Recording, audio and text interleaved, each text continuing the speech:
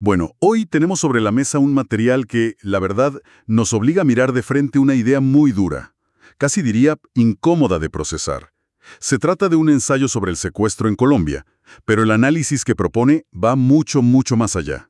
Así es. Vamos a intentar desentrañar cómo una de las peores cosas que se le puede hacer a un ser humano puede llegar a convertirse en algo rutinario. Exactamente. La fuente es un fragmento del ensayo Banalización del secuestro y desubjetivación, de Hernando Bernal. Y nuestra misión hoy es justo esa, desmenuzar su idea central, que es realmente potente. No se trata solo de contar la historia del secuestro, sino de entender el mecanismo, digamos, psicológico y social que permite que un acto atroz pierda su capacidad de horrorizarnos, que se banalice. Exacto. El autor nos dice que para entender ese proceso, primero hay que entender otro concepto, la desubjetivación. Ajá. De hecho, él argumenta que hubo un punto de quiebre, un momento en que el secuestro dejó de ser lo que era para convertirse en algo completamente distinto.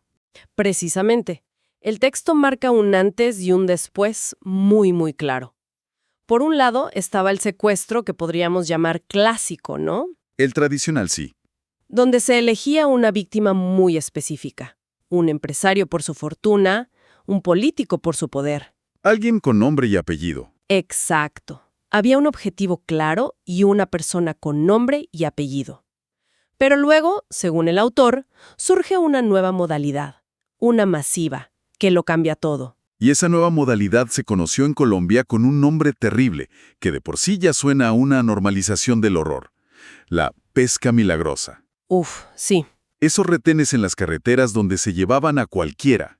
Ese es el punto de quiebre al que se refiere el autor. O sea, ¿qué cambió realmente en ese momento a nivel humano? Ese es exactamente el núcleo del cambio. La pesca milagrosa es la materialización de esa idea. Piensa en la diferencia entre estas dos frases. Una es, secuestraron a mi vecino Carlos, el que saca a pasear a su perro todas las mañanas. Ok, Y la otra es, hubo 50 secuestrados en la carretera Villavicencio. claro, la diferencia es abismal. En la primera frase hay una historia, una persona, un rostro. En la segunda hay un dato. La desubjetivación es el proceso que nos lleva de la primera frase a la segunda. O sea, dejas de ser Carlos para ser uno de los 50. Exactamente. Antes se secuestraba a un alguien. Con la llegada de los secuestros masivos, se empieza a capturar a cualquiera. ¿A cualquiera? Y esto tiene una consecuencia psicológica brutal para toda la sociedad. De repente, todos son secuestrables. La condición para ser una víctima ya no es ser rico o importante o conocido. La única condición es existir y estar en el lugar equivocado. Tu identidad, lo que te hace ser tú, se vuelve irrelevante. Entiendo. Se borra la identidad específica de la persona. Pero la palabra que usa el autor, de subjetivización, suena muy académica. En la práctica, ¿qué significa que te quiten la subjetividad? Es una excelente pregunta, porque va al corazón del asunto. Imagina que no eres Juan, el ingeniero al que le gusta el fútbol y tiene 2 hijos. En ese retén te bajan del auto, te quitan tus documentos y te asignan un número o un apodo. Eres el del carro rojo o el número 7. Toda la complejidad de tu vida, tus afectos, tus miedos, tus sueños, todo eso se borra para el captor. En ese instante, dejas de ser una persona para convertirte en un problema logístico que hay que gestionar. Dónde meterte, cómo alimentarte, cuánto vales. Eso, en carne y hueso, es la desubjetivación. Claro, y me imagino que eso no solo cambia la percepción del secuestrador, sino la propia percepción del secuestrado sobre sí mismo. Por supuesto. Pierdes todo lo que te ancla a tu identidad. Y eso me lleva al siguiente punto del autor, que es la consecuencia directa de esto. Si ya no eres un sujeto o una persona, ¿en qué te conviertes? La palabra que usa el texto es objeto. Sí. Y me parece muy fuerte, casi como una exageración. ¿El autor lo dice en un sentido literal o es más bien una metáfora? Es una pregunta clave, porque toca el núcleo del argumento. Y la respuesta es que son ambas cosas. Por un lado, es una metáfora de tu valor.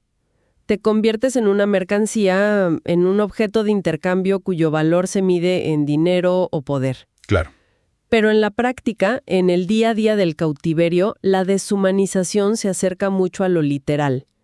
El autor lo descompone en 2 niveles. A ver, El primer nivel es que te conviertes en un objeto de contabilidad. El lenguaje lo delata.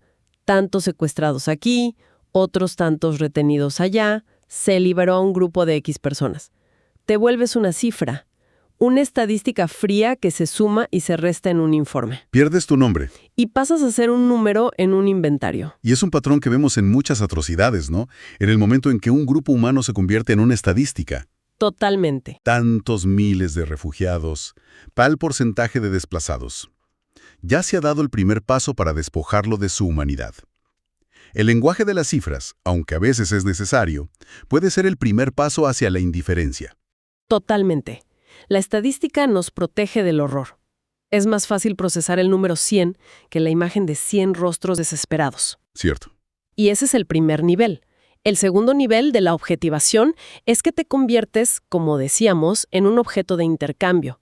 Tu valor ya no reside en quién eres, en tu historia o en tu humanidad. Tu valor reside en tu función dentro de una transacción. Eres una ficha. Eres una ficha en un tablero de ajedrez, una pieza que se mueve para conseguir un fin. Salvo algunos casos de alto perfil con un valor estratégico especial, el resto, dice el texto, son intercambiables. Da igual uno que otro. Son cosas. Es una lógica puramente instrumental. La persona deja de tener un valor intrínseco para tener únicamente un valor de uso. Pero el análisis no se detiene en la víctima. El autor también se pregunta qué pasa en la mente de quien comete el acto. Ajá. Y aquí es donde el ensayo introduce una comparación que, de entrada, me pareció arriesgada, Sí lo es. por no decir polémica. Compara esta situación con la de las víctimas en los campos de concentración nazis.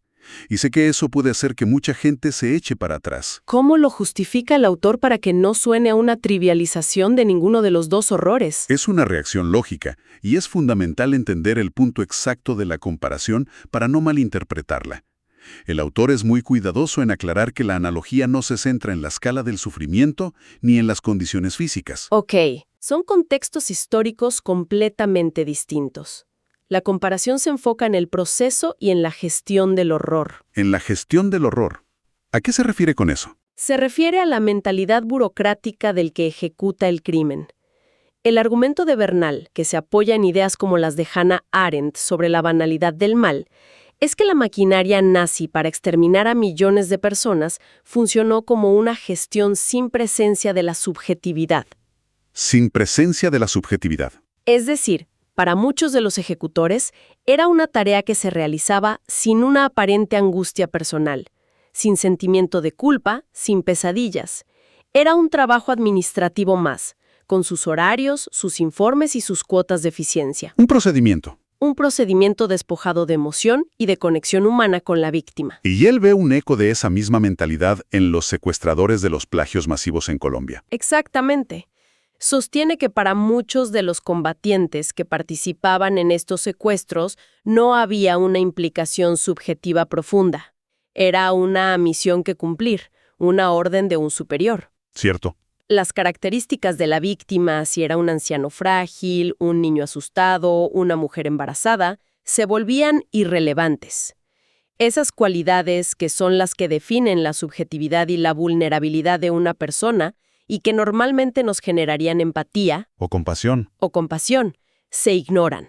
La tarea es retener un número de objetos, no interactuar con seres humanos. De hecho, el texto menciona algo que me pareció muy revelador. Dice que la única relación que se establece con la víctima no es a través de la palabra, ¿No? sino a través de la intimidación con las armas. Y ese detalle es crucial. La palabra es el vehículo de la subjetividad, ¿no? Claro. Es la herramienta que usamos para reconocer al otro como un igual, para dialogar, para negociar, para entender. Al reemplazar la palabra por la amenaza constante del arma, se corta de raíz cualquier posibilidad de vínculo humano. El arma es un instrumento que impone una relación de poder puro y asimétrico. Uno es el sujeto que actúa y el otro es el objeto que padece. La deshumanización se completa en ese silencio. Se completa en ese silencio impuesto por la violencia. A ver si lo estoy entendiendo bien. Por un lado, tienes a la víctima, que ya no es una persona sino una cifra, un objeto en un inventario. Ajá. Por el otro, al victimario, que no se ve a sí mismo como un monstruo, sino como un operario, un funcionario cumpliendo una tarea. Exacto. Me da la impresión de que cuando le quitas el rostro humano a ambas partes de la ecuación, lo que queda es solo un procedimiento. ¿Es esa la conexión que hace el autor para llegar a la banalización? Has dado en el clavo. Esa es exactamente la conexión. El fenómeno de la desubjetivación no es solo una consecuencia del secuestro, es el mecanismo que hace posible la banalización. Ah, ok. Son dos caras de la misma moneda. Una es la causa y la otra es la consecuencia inevitable. Porque si nadie involucrado se siente como una persona, el acto mismo deja de ser un drama humano. Exacto. Cuando un acto tan atroz como quitarle la libertad a alguien se despoja de su componente humano y subjetivo, Tanto para la víctima, tanto para la víctima, que es tratada como un número, como para el victimario, que lo ve como un trabajo, el acto mismo pierde su carácter excepcional y monstruoso. Se convierte en un procedimiento, en una rutina. en algo normalizado. En algo normalizado, casi burocrático. Y aquí es importante entender bien qué significa banal. Banal no significa que no sea grave o que no importe. Claro, no es trivial. No. Significa que pierde su capacidad de generar un shock. Se integra en el paisaje de lo cotidiano. Se convierte en una cosa más que pasa. La atrocidad deja de ser un evento que paraliza la sociedad, porque ha sido vaciada de su contenido humano, de las historias personales, del sufrimiento concreto. Se convierte en ruido de fondo. Exacto, en ruido de fondo. Es un análisis realmente desolador, pero increíblemente lúcido. Entonces, para recapitular el viaje que hemos hecho a través de este ensayo, el argumento central es que el secuestro masivo en Colombia representó un cambio fundamental. Ajá. Se pasó de secuestrar a alguien específico a secuestrar a cualquiera. Correcto. Este salto borró la subjetividad de la víctima, convirtiéndola en un objeto intercambiable, en una cifra. Al mismo tiempo, este proceso de deshumanización le permitió al perpetrador actuar sin implicación personal, como si cumpliera una orden administrativa. Y la suma de estas dos cosas es lo que lleva a la banalización. Un crimen terrible se vuelve parte del paisaje, una rutina macabra. Una síntesis perfecta. El texto nos muestra un mecanismo perverso. La deshumanización no es solo una consecuencia de la violencia a gran escala, sino la condición previa que la permite y la perpetúa. Para cometer atrocidades de forma sistemática, primero hay que dejar de ver a las víctimas como personas. Nos deja con una reflexión muy profunda sobre la mecánica del mal, por así decirlo, sobre cómo se construyen las condiciones para que lo impensable se vuelva posible. Sin duda. Y esto plantea una pregunta importante que trasciende el contexto específico del secuestro en Colombia. Si el mecanismo central para banalizar una atrocidad consiste en despojar a las personas de su subjetividad, en tratarlas como cifras, categorías u objetos intercambiables, ¿en qué otros ámbitos de la vida social, de la política o de la historia se podrían identificar versiones de este mismo proceso de desubjetivación, quizás de formas mucho más sutiles, pero igualmente peligrosas?